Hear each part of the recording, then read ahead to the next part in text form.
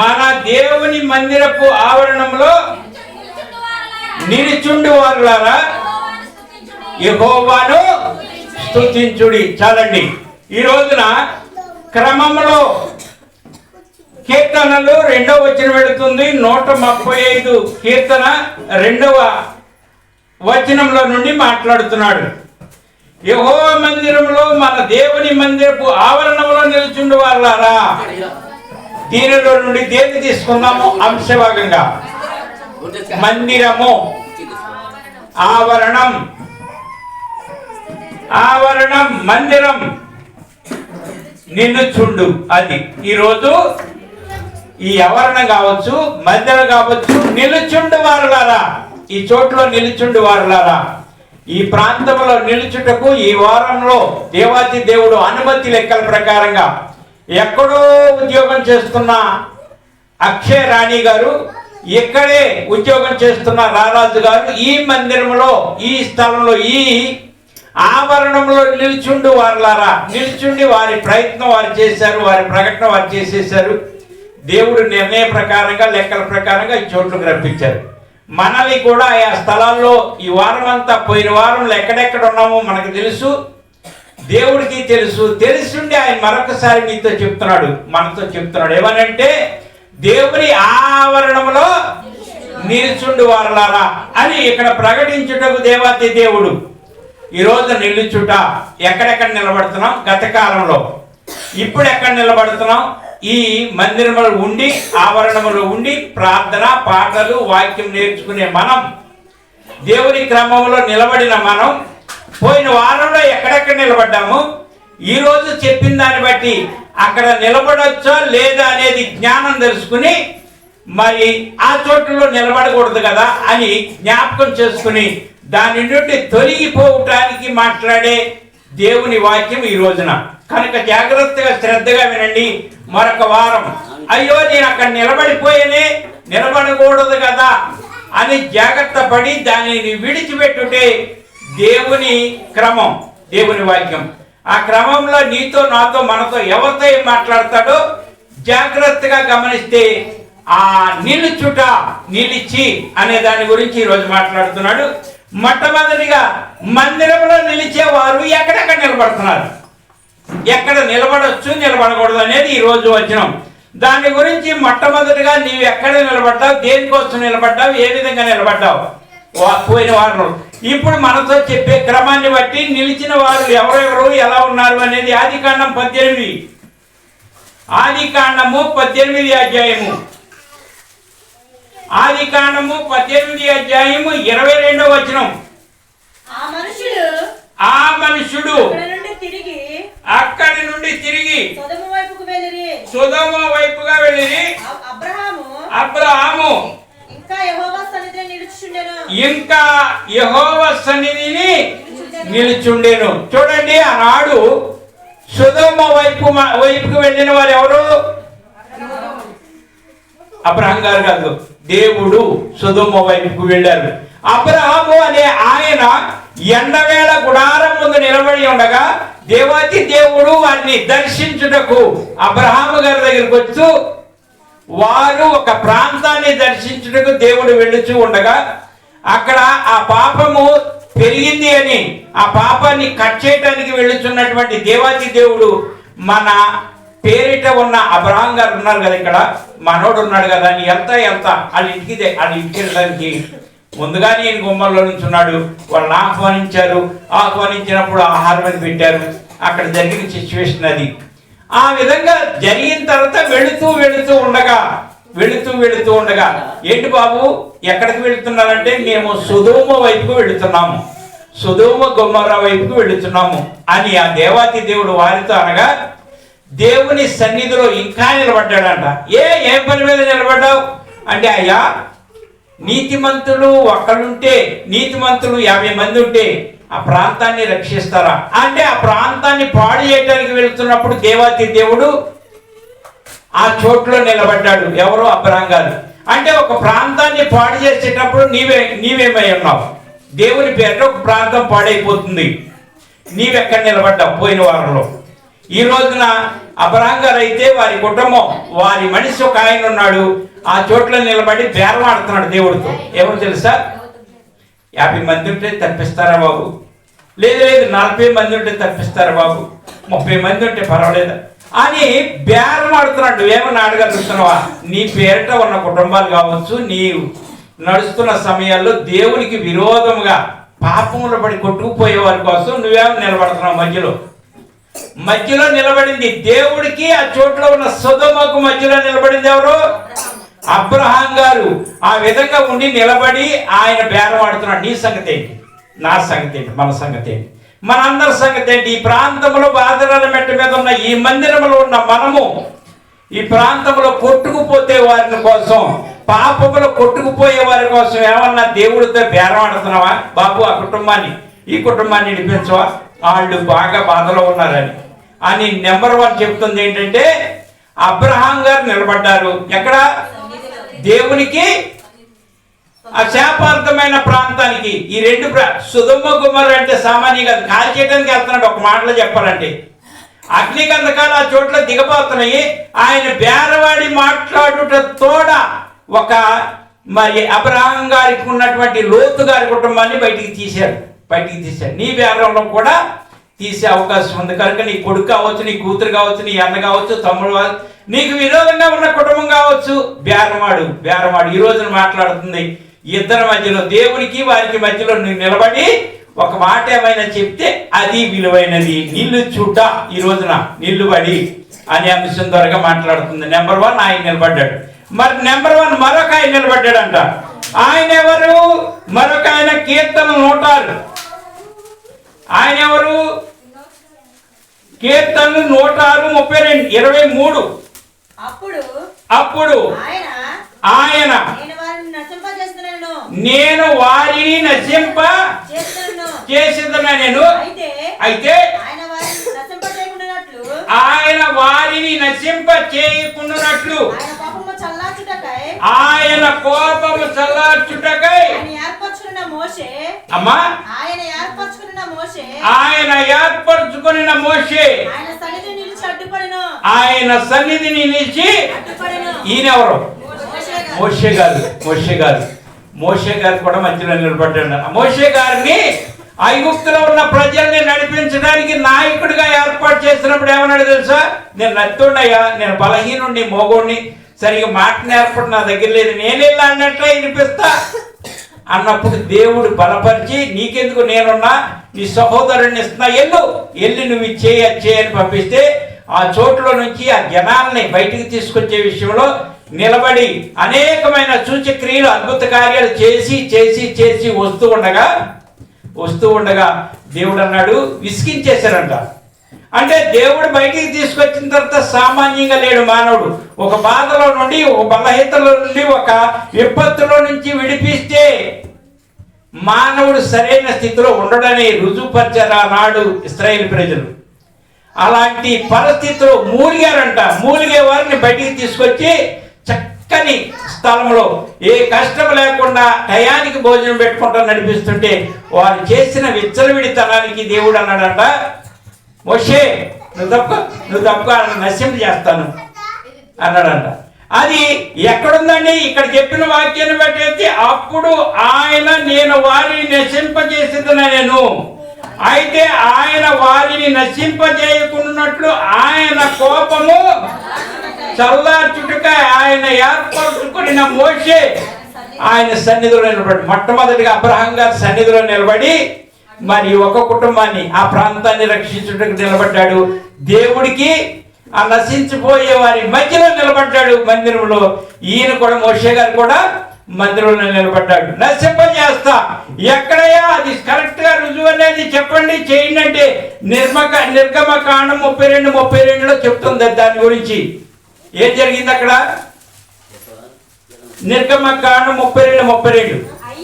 అయ్యో నీవు వారి పాపమును ఒకవేళ పరిహరించితివా, లేని ఎడల నీవు వ్రాసిన నీ గ్రంథములో, అమ్మా నీ గ్రంథములో నుండి నా పేరు తుడిసి. చూడండి, ఆ మాట నువ్వు నేను అనగలవా?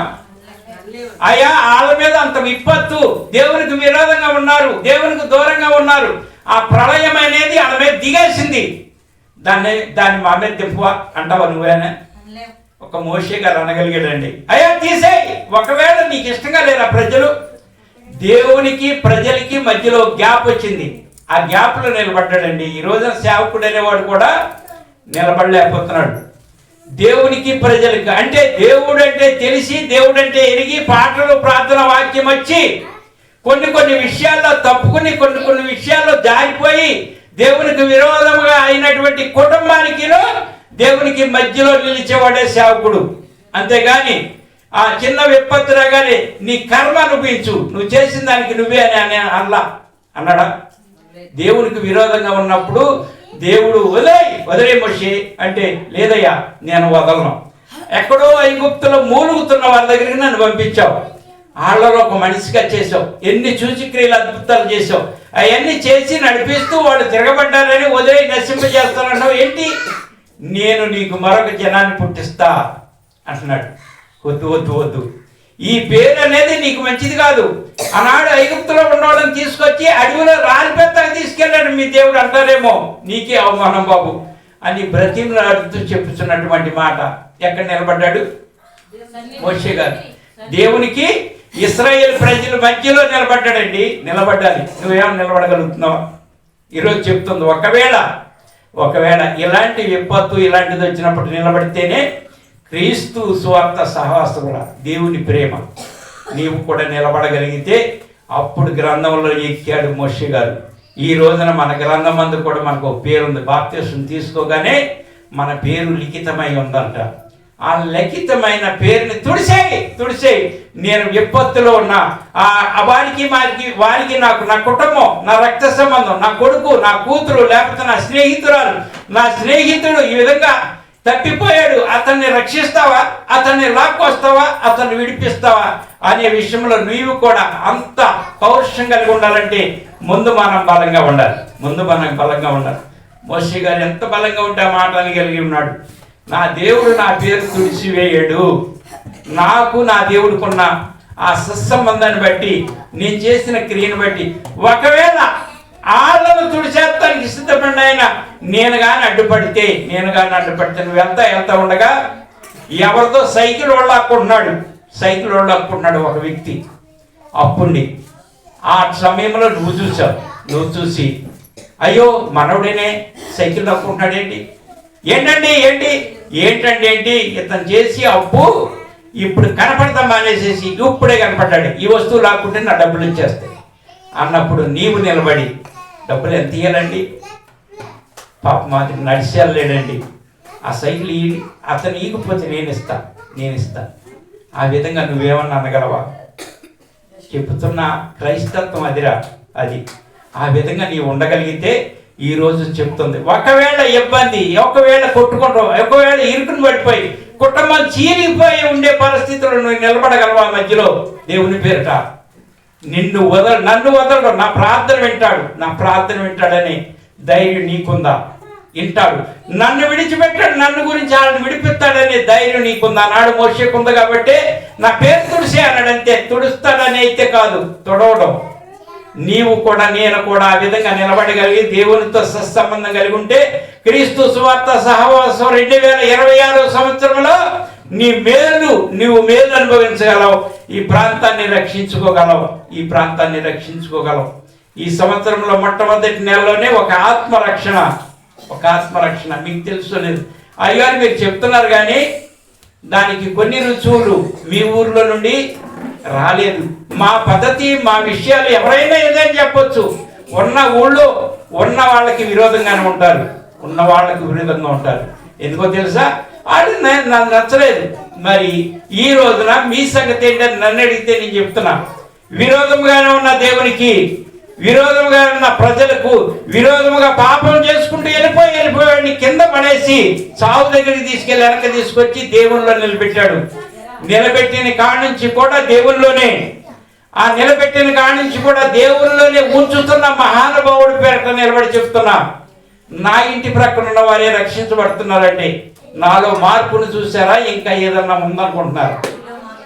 నా ఇంటికాడ ప్రక్కన ఉన్న వారే నీ దగ్గర రక్షణ పొందుతా. మీ సంఘంలో మీరు ఎక్కడికి వెళ్తున్నారు, మీ సంఘం ఎంత, మీ మందిరం ఎక్కడ అని అడిగి ఆ విధంగా రక్షణ పొందడానికి మార్పు అనేది దేవుడు చూపిస్తున్నాడు రా. ఏనాడో మట్టిలో కలిసిపోయేవాడు నేను, ఏనాడు అయోధ్య రాములు అనేవాడు లేడు. ఎవరికి తెలకపోని ఈ రోజున కూడా ఒక బోయేజ్గా నడిపిస్తున్నాడంటే ఆ సంఘం అనేది చోట్ల ఏర్పాటు చేసి ఈ ప్రాంతంలో ఉన్న వారి కోసం సిద్ధపాటు చేశాడు. నేను ఒక సేవకుడిగా ఆయన పాదతోడిగా నడిపిస్తున్నాడు. చెల్లి, మీరు కూడా అంత పవర్ కలిగి ఉండాలనే దేవుని ఆలోచన. ఆ ఆలోచనలోనే ఈ సంవత్సరంలో మొదటి రక్షణ జరిగింది. ఎక్కడంటే న్యాయం పిల్లలు మా ఇంటి పక్కన వాళ్ళే ఆ విధంగా రక్షణ జరుగుతుంది. అంతేగాని మా దగ్గర మీరు బాగానే ఉన్నారని మీ ఊరు ఎత్తే ఉండదు. మీ పడాయి ఎలాంటి వెళ్ళి నా పడాయిని గురించి, నా విధిని గురించి, నా చరిత్రను గురించి ఇప్పుడు గతకాలంలో ఏమై ఉన్నాడు, ఇప్పుడేమై ఉన్నాడు, ఒకవేళ మీకు చేతనైతే తెలుసుకోండి. ఈ రోజు వరకు ఈ రోజున జరిగే సమస్తం కూడా ఎలా ఉంది, క్రీస్తులో ఉన్నాడా లేదా అని. ఆనాడు నిలబడింది మోషే గారు, ఆనాడు నిలబడింది అబ్రహాం గారు. ఎక్కడంటే దేవునికి ప్రజలకు విరోధమైన ప్రజలకి దేవునికి మధ్యలో నిలబడాలన్నారు. సవాల్ చేస్తున్నారు అయ్యా అని బేరపడుతున్నాడు మొట్టమొదటి అబ్రహాం గారు. రెండవది బాబు నన్ను తుడిసి అంటున్నాడు. మరి మూడవది ఈ విధంగా ఉంటుంటే, ఆ విధంగా ఉంటే జరుగుతున్నది, ఏర్పాటు చేయించున్నది. నిలుచుచున్నవి మా పాదములు నీ గుమ్మములో యెరూషలేమా. నిలుచుచున్నవి మా పాదములు నీ గుమ్మములో యెరూషలేమా. దేవుని స్వాస్థ్యమా, వాగ్దాన దేశమా, దేవుని స్వాస్థ్యమా, వాగ్దాన దేశమా. నిలుచుచున్నవి మా పాదములు నీ గుమ్మములో యెరూషలేమా. ఈ రోజున యెరూషలేము అనే మందిరం నిలుచుచున్నవి మా పాదములు. క్రీస్తు సువార్త సహవాసాన్ని స్థాపించి చోట్లు బాగా రేళ్ల మెట్ట మీద నిలవబెట్టి ఉన్నాడు. దానిని బట్టి చెప్తుంది మరి మూడో మాటగా ఈ విధంగా దేవుడు మరొక చోట నిలబడుతున్నాడు, మరొకరు నిలబడుతున్నారు. ఈ విధంగా నిలబెట్టి ఈ విధంగా చేసినటువంటి ఆ రోజున మొట్టమొదటి అబ్రహాం గారు నిలబడ్డారు, రెండవది మోషే గారు నిలబడ్డారు. ఇప్పుడు మీరు ఎక్కడ నిలబడ్డారు? ఆ రోజున అక్కడ నిలబడ్డారు కదా, ఇప్పుడు మీరు ఎక్కడ నిలబడ్డారు చూద్దాం. ఏప్రిల్ రాసిన పత్రిక 4వ అధ్యాయము 9వ వచనం. ఏప్రిల్ రాసిన పత్రిక అమ్మా. కాబట్టి దేవుని ప్రజలకు విశ్రాంతి అనేది నిలిచి ఉన్నది. ఈ రోజున వాళ్ళిద్దరు నిలబెట్టారు. మా సంగతి ఏంటంటే మీకోసం అనేది ఒక విశ్రాంతిని నిలబెట్టున్నాడు.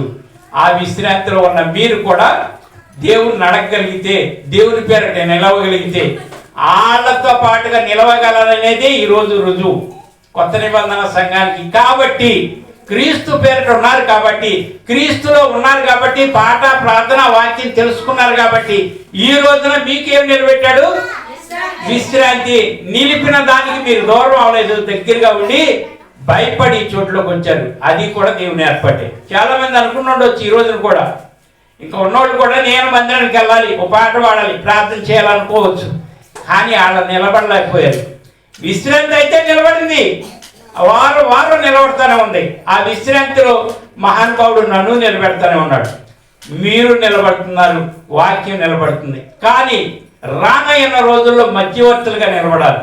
నీ భర్తకు నీకు, నీ పిల్లలకి నీకు, నీ అన్నదమ్ములకి నీకు, నీ అక్క చెల్లెలకి నీకు విరోధంగా ఉన్నవారి మధ్యలో నిలబడు. కార్యం చేయడా? చేస్తాడు, ఖచ్చితంగా చేస్తాడు. ఒక్క మనిషి 70 లక్షల మందిని నడిపించాడు మోషే గారు. చేయలేదా? ఆయన నడిపించిన దాన్ని బట్టి నేను కాదు బాబు అని బ్రతులాడుతాను ఆఖరికి వచ్చేపాటి కోపం వచ్చి నేను వీళ్ళందరికీ కన్నానా? 70 పాళ్ళ ఆత్మ అండి ఆయనకి ఇచ్చింది, ఒక ఆత్మ కాదు. నేను అందరినీ వీళ్ళు కన్నానా? వీళ్ళు నాకు పుట్టారు అన్నప్పుడు దేవాతి దేవుడు మోషే బాధపడుతున్నావా? 70 మందిని తీసుకురా, నిలబెట్టి వస్తున్నానని ఒక్కొక్క ఆత్మ ఒక్కొక్క ఆత్మ ఒకళ్ళకి పనిచేసి అక్కడ ఉన్న వారినే వాడాడు. కానీ ఈ రోజున కూడా ఒకవేళ బలహీనుడని మీరు అనుకుంటారేమో, మీరు అనుకుంటున్నారేమో. దేవాతి దేవుడు ఎవరినైనా వాడగలరు. వీరు వారనే భేదం లేదు. నిలబడగలిగితే చాలు, నిలబడగలిగితే చాలు. నిలబడగలిగితే కాదు వాడలేడా. వాడే విషయంలో నా వంతు నన్ను ఫోన్ చేసి అడిగితేనే సెక్రటరీ గారు ఓకే అన్న. దానికి కొంతమంది విరోధం పెట్టుకుని ఈ రోజున నేనేదో వాళ్ళని విడదీయాలని చూశారు, కానీ మా కుటుంబం ఏదని నేను అనుకున్నాను. విడదీయాలి, ఏదో చేయాలని. ఈ రోజుకు నాతో మాట్లాడిన వాళ్ళు ఉన్నారు. దేవుడు చూసుకుంటాడు. నేను ఏ మనసుతో ఏ విధంగా వాళ్ళు వచ్చారో వాళ్ళు కూడా విడిపోకూడదనే ఉద్దేశంతో వాళ్ళు ప్రయత్నం ఇప్పుడు కాదు ఎప్పటి నుంచో చేస్తున్నారు. దేవుడికి తెలవదా? తెలుసు కదా. కనుక మీరు కూడా అలాంటి విషయాల్లో కొన్ని కొన్ని వస్తూ ఉంటాయి విపత్తులు. వచ్చినప్పుడు నిలబడగలిగిన వాడే క్రైస్తవుడు. వాళ్ళనే మోషిగా, ప్రవక్తగా ఆ ప్రాంతానికి ప్రత్యేకమైన వారుగా నిలబెట్టుకుంటాడు. అంతేగాని ఇక్కడ ఒక మాట అక్కడ ఒక మాట, వీలైతే ఒకటి వీలు కాకపోతే ఒకటి, ఈ విధంగా వేషాలు వేస్తే దేవుడికి విరోధమే. కనుక చెల్లి ఈ రోజున మన మధ్యలో ఉన్నటువంటి వారిని కూడా చూడండి. ఈ రోజున ఆ విధంగా ఉన్నది అంటే విశ్రాంతిని నిలబెట్టాడు. ఆ విశ్రాంతిని నిలబెట్టిన తర్వాత మరి ఏం పెట్టాడు దేవుడు? విశ్రాంతిని నిలబెట్టాడు. మీ మధ్యలో ఆదివారం విశ్రాంతి. తర్వాత ఏం నిలబెట్టాడు? 4వ మాటగా తర్వాత ఏం నిలబెట్టాడు? 2 తిమోతిలకు రాసిన పత్రిక 4:17. 2 తిమోతిలకు రాసిన పత్రిక అయితే నా ద్వారా సువార్త పూర్ణముగా ప్రకటింపబడు నిమిత్తము అన్యజనులందరూ దాని విను నిమిత్తము ప్రభువు నా ప్రక్క నిలిచి నన్ను బలపరిచను గనుక సింహపు నోటి నుండి ఇప్పుడు ఎక్కడ నిలబడ్డాడు? అదేనమ్మా, ఎక్కడ నిలబడ్డాడు? ఇప్పుడు ఈ చోట్ల ఉండి ఆయన ప్రకటించుకుంటున్నాడు. మీరు అనుకుంటున్నారు అయ్యగారు ఏదో నన్ను అనేశారు, నా మీద చాలా కోపం అనుకుంటున్నారు. మీరు మాట్లాడేది ఎవరు? దేవుడే నా పక్కన మన ప్రక్కన నిలబడి మాట్లాడుతున్నాడని ప్రతి ఒక్కరు కూడా తెలుసుకోండి. అంతేగాని అయ్యగారు నన్ను అన్నారు, అయ్యగారు నోటి నుండి అయితే ఒక మాట్లాడు. కానీ ఆ నిలబడటానికి ముందుగా నన్ను ఎక్కడి నుంచి తీశారు? సింహపు నోటి నుండి. ఆ సింహమే గర్జించు సింహమై నన్ను ఎప్పుడు మింగుదామా, ఏ విధంగా మింగుదామా, అయోధ్య రావుల్ని మింగేయాలి, చంపేయాలనుకున్న సమయంలో లాస్ట్ స్థితిలో అనేక మంది వచ్చి చూసిపోతుండగా, నా భార్య బయట కూర్చుని ఏడుస్తుండగా, ఇంకా బతికే ఉన్నాడు, ఒళ్ళు వేడిగానే ఉంది, ఎడమ అప్పుడే కాదు అంటే కొంచెంసేపు నాకు ఏడియం పడుంది, ఏడమాకు అని ఖచ్చితంగా ఊరు మొత్తం చూసి వెళ్ళిపోయారు చచ్చిపోతాడేమోనని. కానీ బ్రతికించి రోజు సువార్త చేస్తుంటే ఆనయంపల్లి గ్రామంలోనే నేను మీ సంఘంలోకి వస్తా. దేవుడు మార్చాడు. మార్చిన తర్వాత బయటకు వచ్చిన వేషాలు వేయట్లేదక. నీవెక్కడ ఉండాలో అక్కడ ఉన్నావంటే దేవుడు ఖచ్చితంగా నీతో ఉన్నాడు కనుక ఉండగలుగుతున్నావు. లేకపోతే మనుష్యుడు ఆలోచనలో మనుషుల ప్రకారంగా నేను అడుగుతూ అని ఈ రోజుకి కూడా రుజువులు ఉన్నాయి. కావాల్సితే న్యాయంపల్లి గ్రామం కావచ్చు, కూచింపూట్లో ఎవరైనా మీకు తెలిసిన వాళ్ళు ఉంటే పలానా అయోధ్య రాములు అనే కుమ్మరోళ్ళ అబ్బాయి అన్నాడు, అతని పరిస్థితి ఏంటి, ఈ రోజునేంటి, గత కాలంలో ఏంటో అనేది అడిగి తెలుసుకోండి. అదే సాక్ష్యం. నా సాక్ష్యం అనేది నా పిల్లలిద్దరు మోగ పిల్లలు పుట్టిన ఇవన్నీ కూడా చాలా చోట్ల తెలంగాణలో కూడా చెప్పాము. అదేవిధంగా ఈ ప్రాంతంలో కూడా మీ మధ్యలో నిల్చున్నది సామాన్యంగా మార్పు చెందాళ్లే అనుకుంటున్నారేమో. మార్చుకున్నాడు దేవుడు. మార్చుకున్నాడు దేవుడు. మార్పు చెందటం వేరు, మార్చుకున్నది వేరు. ఆ విధంగా ఆయన మార్చుకున్నాడు, విరిచి ఈ రోజున మీ మధ్యలో నిలబెట్టాడు. ఈ ప్రాంతంలో కూడా చాలా మంది ఈ ప్రాంతంలో ఎక్కడి దాకా ఎందుకు మన సంఘ పెద్ద గారు అన్నాడు, ఎందుకయ్యా ఇక్కడికి వస్తావు, వీళ్ళు మారరు ఎందుకు ఇక్కడికి వస్తున్నావు, ఏదో అనుకుంటున్నావా, వీళ్ళు అసలు మారే రకం కదండి, ఎప్పటి నుంచో నేను చూస్తున్నా, నేనే మందిరానికి వెళ్తున్నా తెలుసా అన్నాడు ఏలియా గారు అన్నట్లుగా. నేను ఒక్కడనే దైవజనుడు అనుకో బాబోయ్, నీవు ఒక్కడో కాదు చాలా మంది ఉన్నారని దేవుడు ప్రకటించినట్లుగా ఈ రోజున ఈ చోట్ల నిలబెట్టింది ఆయన నిలబెట్టాడు కాబట్టి నేను ఇక్కడ పనిచేస్తున్నాను. అంతేగాని నా యాత్రకి నేనైతే చేయను. మీతో ఎందుకండి ఇంత అరుపులు వస్తున్నారు, ఈ విధంగా ఉన్నారు, దేవుని పేరట వస్తున్నారు, కానీ ఎందుకు వస్తున్నారు ఏం అర్థం కావట్లేదు. ఈ రోజు కూడా చాలా మందికి ఎందుకు ఆయన వస్తున్నాడు, ఏం పట్టుకెళ్తున్నాడు, ఏం తింటున్నాడు, ఏం చేస్తున్నాడు, ఎందుకు ఈ విధంగా మాసిపోయిన బట్టలతో వచ్చి మందిరం కడుతున్నాడు అని అనుకుంటున్నారు. కానీ అసలైంది ఆయన మార్చాడు. కాబట్టి ఈ రోజు నీ చోట్లో ఉండి పరిచర్య, ఇది పని, ఇది సేవ ఆ విధంగా చేస్తుంది. దాని గురించి ఏమంటున్నాడంటే ప్రక్కనే ఉన్నది ఎవరు? దేవుడి ప్రభువే ఈ పక్క నుండి మాట్లాడుకుంటున్నాడు. అర్థమైందా? నిలిచింది ఎవరు? ఈసారి మొట్టమొదటిగా దేవునికి పాపులకి మధ్యలో అబ్రహాం గారు నిలిచారు. రెండవదిగా దేవుని ప్రజలకు దేవుడికి మధ్యలో మోషే గారు నిలిచారు. మరి మనకిచ్చింది ఏంటంటే విశ్రాంతి నిలబెట్టాడు. విశ్రాంతిని నిలబెట్టిన తర్వాత ఇప్పుడు ఆయనే నిలబడ్డాడు. ఆయనే నిలబడి ఇప్పుడు మాట్లాడుకున్నాడు. ఈ విధంగా మాట్లాడుకునే ఆయన ఈ విధంగా మధ్యలో ఉండి ఆ విధంగా మాట్లాడుకునే ఆయన చెప్పుచున్నటువంటి ఏంటి, ఆ విధంగా మాట్లాడుకుని చేసేది ఏంటి ఈ రోజు నన్ను చెప్తే 5వ మాటకి ఏమంటున్నాడంటే అపోస్తుల కార్యాలు 4:14. అపోస్తుల కార్యాలు 4:14. స్వస్థత పొందిన ఆ మనుషుడు వారితో కూడా నిలిచిండుట చూచి ఏమీ చెప్తున్నారు. ఈ రోజున ఏంటి వద్దు, అవతలకి వద్దానే వీళ్ళు మారడానికి కొంతమంది. ఏంటి ఇంతమంది వచ్చారు, 10 మంది సేవకుల దాకా వచ్చారు ఈ ప్రాంతంలో. ఇతడు కూడా అంతేననుకున్నవారు. ఈ రోజున స్వస్థత పొందిన వారు మీరందరూ కలిసి నిలిచేపటికి ఏం చేస్తున్నారు? మాట్లాడలేకపోతున్నారు. అవునా కదా? వీళ్ళందరూ కలిసి ఏంటి పిల్లలతో కలిసి ఇదేంటి క్యారల్స్కి వెళ్తున్నారు. వెళ్ళండి. అప్పుడు చిన్న పిల్లలే వచ్చింది నా దగ్గరికి వచ్చింది, బాబు ఈ ప్రాంతంలోకి నేను వచ్చి సువార్త చేసేటప్పుడు ఎంత తోడండి, ఇంత తోడు చిన్నపిల్లలు వచ్చి వాళ్ళు ఇష్టం వచ్చినటువంటి పని చేసి చిన్నపిల్లల శాస్త్రం తెలుసు కదా, వీళ్ళు ఎన్ని చేస్తారో నేను చూసి బాబు అది కాదు అనేవాడు కానీ ఏమనేవాడు కాదు. ఆ విధంగా ఉన్న దాన్ని బట్టి ఒక్కొక్కడు పరిస్థితిని చూసి దేవుడు చేసిన కార్యమే ఈ రోజున పిలుచుకున్నది. దాని గురించి ఇక్కడ చెప్పుతున్నటువంటి మాట ఏమంటున్నాడు? స్వస్థత పొందిన ఆ మనుషుడు వారితో కూడా నిలిచి ఉండుట చూచి ఏమి. ఈ ప్రాంతంలో చాలా మందికి కష్టం తెలుసా? దేవునికి విరోధముగా ఉన్న వాళ్ళు వీళ్ళందరూ కలిసి వెళ్ళిపోయి మందిరంలోకి వెళ్తున్నారేంటి? ఆ మందిరం ఏంటి? ఆ మందిర పరిస్థితి అసలు మందిరమే లేకుండా చేయాలని చూస్తున్నాడు చాలా మంది ఉన్నారు. దేవుడు చేసే కార్యాన్ని ఆపటం ఎవరి వల్ల వద్దురా?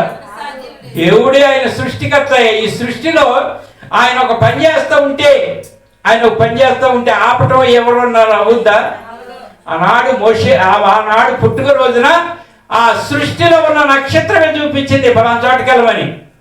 చాలా జ్ఞానం కలిగిన తూర్పు దేశపు రాజులే వచ్చి మోసపోయి మధ్యలో అక్కడ తూర్పు దేశపు జ్ఞానులే వచ్చి మధ్యలో వెళ్ళిపోయి ఉన్నవారు రాజు దగ్గరికి వెళ్ళారు. కానీ నక్షత్రం వెళ్ళలా, అక్కడే నిలబడింది. నిలబడింది. ఈ రోజున కూడా నిలిచిన నీవు ఎక్కడ నిలబడుతున్నావు? నక్షత్రం నిలిచింది ఆయన పేరిట. నువ్వేమై ఉన్నావు? ఈ సంవత్సరంలో పండుగ చేసిన నీవు, ఈ సంవత్సరంలో ప్రార్థన చేసిన నీవు, ఈ సంవత్సరంలో నిలిచి ఉన్న నీవు ఎక్కడున్నావు, ఎక్కడ నిలబడ్డావు అని ఈ రోజు చెప్తుంది. ఒకవేళ తప్పు చేసి ఎక్కడ నేను నిలబడితే చెల్లి, దానిని విడిపించుటకు మరొక సమయం ఉంది. ఆ సమయమే ఈ సమయం. ఇది విశ్రాంతి నిలబడి ఉంది. ఈ విశ్రాంతి నిలబెట్టిన ఆయన అన్నాడు, నేనే పక్కనున్న ప్రభువుగా మాట్లాడుతున్నా. ఆ మాటలు నువ్వు తీసుకోగలిగితే, ఆ మాటలు నువ్వు జాగ్రత్తగా అనుసరించగలిగితే, నీ కుటుంబము, నీ ఇల్లు, నీ ప్రాంతం ఈ క్రీస్తు సువార్త సహవాసం అనేది ఎలా ఉంటుందంటే నానాటికి ఎదుగుతూ ఉంటుందంటే ఆయన సువార్త, ఆయన సహవాసం. దాన్ని బట్టి చెప్తున్న మాట ఏంటంటే ఇప్పుడు ఈ విధంగా చెప్తున్నాడు. దాన్ని బట్టి మరొక మాట ఇలాంటివి చూసిన మీరు ఎలా ఉండాలి? ఇలాంటివి చూశారు కదా. ఒకప్పుడు మేము మందిరం లేదు, పాటలు లేవు, ప్రార్థన లేదు, వాక్యం లేదు అని చూశారు కదా. అన్నీ ఇచ్చాడు దేవుడు. అలా చూస్తే మీరు ఎలా ఉండాలి? ఆనందంతో ఉండాలంటుంది అక్షయ రాణి గారు. అక్షయ రాణి గారు అంటే మాకు కూడా ఒక పేరు పెట్టుకున్నాం తల్లి.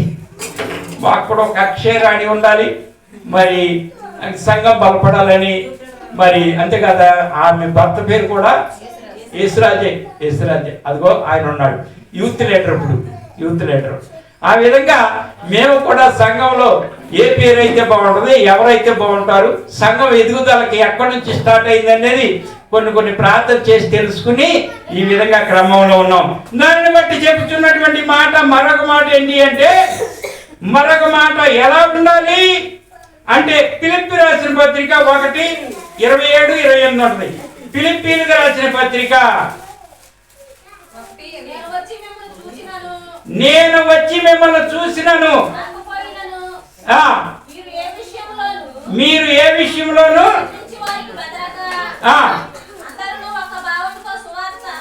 అందరూ ఒక్క భావంతో సువార్త విశ్వాసపక్షమున పోరాడుతూ ఏక మనస్సు గలవారై ఉన్నారని, నిలిచి ఉన్నారని, నేను మిమ్మును గూర్చి వినులాగున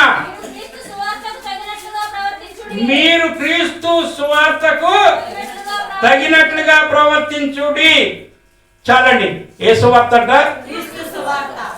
మా దేవార్త అండి, క్రీస్తు సువార్త. దానికి తగినట్టుగా ఉండాలంట. ఆనాడు బైబిల్ గ్రంథంలోనే రాయబడి ఉన్నది మన సహవాసపు పేరు, దానికి తగిన విధంగా ఉండాలంతే. అంతేగాని అయ్యగారు అన్నారని, అమ్మగారు అన్నారని, లేకపోతే నీ పక్కనున్న తోటికోళ్ళు అందని, నీ పక్కనున్నటువంటి విశ్వాసి అందని, విశ్వాసి అంటే విశ్వాసుడు అంటే అన్నయ్య నన్నెంత మాట, ఇవన్నీ కాదు. దేనికి తగినట్లు ఉండాలి?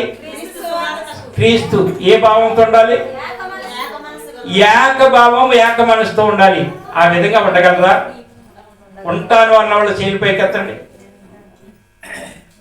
ఏంచి మోరింతానే అమ్మేవాళ్ళలాగా మనుషులు ఎత్తండ్రా చెయ్య, నేనైతే ఉంటా క్రీస్తు సువార్త సహవాసానికి తగిన వాడుగా మీతో కలిసి ఉంటా ఎప్పుడు జీవించినంత కాలం కూడా ఉంటాను అని ఇక్కడ చెప్తుంది.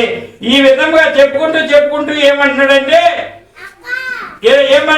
అంటే ఇక్కడ చెప్తున్నాడు, మీరు ఏ విషయంలోనూ ఎదిరించు వారికి బెదరక అందరూ ఒక్క భావంతో సువార్త విశ్వాస పక్షమున పోరాడుచు ఏక మనసు గలవారై నిలిచి ఉన్నారని నేను మిమ్మల్ని గూర్చి వినులాగున మీరు క్రీస్తు సువార్త సహవాసమునకు తగినట్లుగా ప్రవర్తించుడి. అట్లు మీరు బెదరకుండుట వానికి నాశనమును మీకు. అట్లా బెదరకుండా ఎప్పుడైతే ఉంటారో, నీ మీదకు పోరాడేవాళ్ళు ఉంటారు చూడు, నీ మీదకు ఎదిరించేవాళ్ళు ఉంటారు చూడు, అంతకంతకు తగ్గించబడతారు. మీరు అంతకంతకు ఎదుగుతూ ఉంటారు. ఒకవేళ మిమ్మల్ని చూసి ఏ ప్రార్థన, ఏ వాక్యం, ఆదివారం మానేసి పని మానేసి ఒకవేళ అంటున్నారేమో అనే దానికి దేవాతి దేవుడు అంటున్నాడు, మీరు అంతకంతకు రక్షించబడతారు. ఈ రోజున కొంతమందిగా ఉన్నారేమో, ఒకనొక సమయంలో మరి ఇంతకంటే ఘోరంగా ఉన్నాం. కానీ ఈ రోజున ప్రభు దయ వలన ఒక్కొక్కరు రక్షించబడటానికి రెడీగా సిద్ధపడుతున్నారు. నేను మొదటి నెలలో ప్రసవ వేదన అయిపోయింది, ఒక పిల్లలు అనేసా. మరి ఇప్పుడు మరలా నీళ్ళు వసుకునే ఉన్నా, మరొకరు రెడీ, మళ్ళీ కట్టడానికి నేను రెడీ. ఏ ఊళ్ళు మరి ఈసారి కాలంలో ఒక్కడో ఇద్దరు ముగ్గురు కానీ మొత్తం మీద రెడీ అవుతున్నారు. ఆ దేవతి దేవుడు చేసే కార్యం అది. క్రీస్తు సువార్త సహవాసానికి తగిన వారంగా ఉన్నారు. అది ఎక్కడి నుంచి వస్తుందో, ఏ ప్రాంతం నుండి రక్షించబడతారో కానీ దేవుడైతే మరొకరిని నా గర్భంలో వేసినట్లుగా మరి రుజువు అవుతుంది. ఆ రుజువు నెరవేరును గాక. మరి ఒక్క కారణంకి ఇద్దరు ముగ్గురు అనేది దేవుడే నిర్ణయించును గాక. ఆమేన్. ఆ విధంగా ఏకభావంతో ఏక మనసుగా ఉండాలి. న్యాయపిల్లల నుండి ముగ్గురు రక్షించబడిపోయి విరవబడిన రొట్టె సగం వాళ్ళే తింటున్నారు అనుకోమాకండి. అందరు కలిసి ఏక మనసుతో ఉంది. ఎక్కడి నుంచి రక్షించబడిన ఆడపిల్ల నుంచి వస్తున్నారు వాళ్ళిద్దరు, న్యాయపిల్లల నుంచి వస్తున్నారు వాళ్ళకు ముగ్గురు ఇద్దరు ఐదుగురు. మనందరం కలిసి ఐదుగురు లేవు, వాళ్ళే బయట వాళ్ళు ఐదుగురు అనుకోమాకండి. దేవుని ఏర్పడ్డది. ఎక్కడి నుంచో మరి ఐశ్వర్య కూడా మళ్ళా కలిసింది. మన భక్తిలో ఉంటుంది.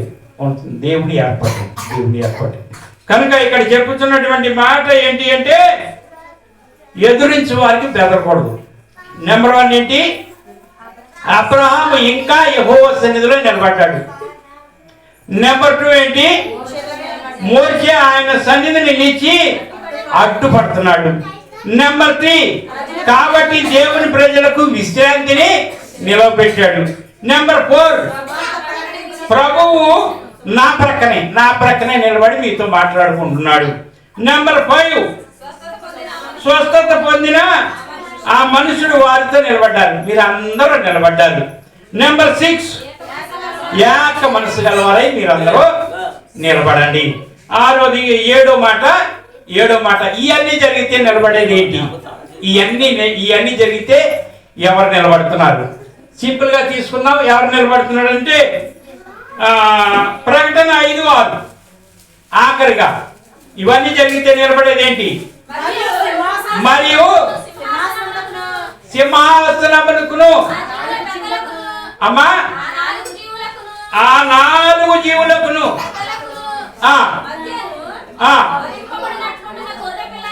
వధింపబడిన గొర్రె పిల్ల నిలుచు. ఎవరు నిలబడ్డారు?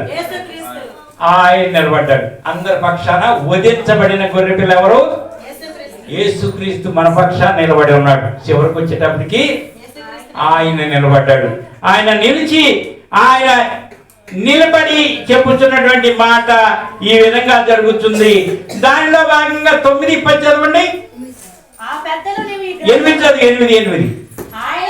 ఆయన దానిని తీసుకొనబడినాడు. ఆ 4 జీవనలు వీణలను ధూప ద్రవ్యములతో నిండిన సువర్ణ పాత్రలను పట్టుకొని ఉన్న ఆ 24 పెద్దలను ఆ గొర్రె పిల్ల ఎదుట సాగిలా పడిరి. ఈ పాత్రలు పరిశుద్ధ. ఏ పాత్రలు అంట? ఈ పాత్రలు ఏమై ఉన్నాయి? పరిశుద్ధ పాత్రలు. దేవాది దేవుడు నిలబడ్డాడు. నిలిచిన దాన్ని బట్టి ఎవరెన్ని భయపెట్టినా, ఎవరెన్ని బెదిరించినా, మరి బెదిరింపుకు మీరు లోబడకుండా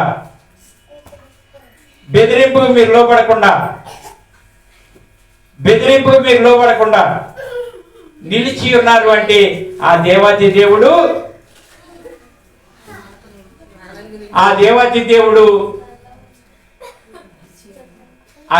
దేవుడు నిలబెట్టాడు. బెదిరించకుండా ఉంచుతున్నాడు. దానిని బట్టి ఏంటంటే గొర్రె పిల్ల నిలబడింది. ఎక్కడ? మనకి దేవుడికి మధ్యలో నిలబడింది ప్రభు అయిన యేసుక్రీస్తు. ఆయన నిలబడి ఆయన శరీరం ఇస్తున్నాడు, ఆయన రక్తం ఇస్తున్నాడు. ఆ శరీరం రక్తం ఇచ్చుకుంటూ కాచి కాపాడుతున్నాడు. సంవత్సరం అంతా పోయిన సంవత్సరం మీటింగ్ల విషయంలో సమస్తమైన విషయాల్లో ఆయనే కృప చూపించి ఎవరిని ఏ స్థానంలో నిలబెట్టాడు. మరి ఈ సంవత్సరంలో కూడా అన్ని విషయాల్లో మొట్టమొదటిగా పండగ విషయంలో, న్యూ ఇయర్ విషయంలో నిలబెట్టాడు. మనమైతే తల దించనివ్వలేదు. మహానుభావుడైన సిద్ధముగా ఉన్నాడు. వధించబడిన గొర్రె పిల్లవలే. అటు మాటలు దేవుడు దీవించి మీ పక్షాన, నా పక్షాన, మన పక్షాన, ముఖ్యంగా మరి ఎక్కడి నుంచో దూరం భారం లెక్క చేయక 2 పిల్లలు తీసుకొచ్చిన వారి కుటుంబాన్ని పక్షాన ఆ దేవాది దేవుడు నిలుచునుగాక. ఆమేన్. కానుకలకి సమయం పాట.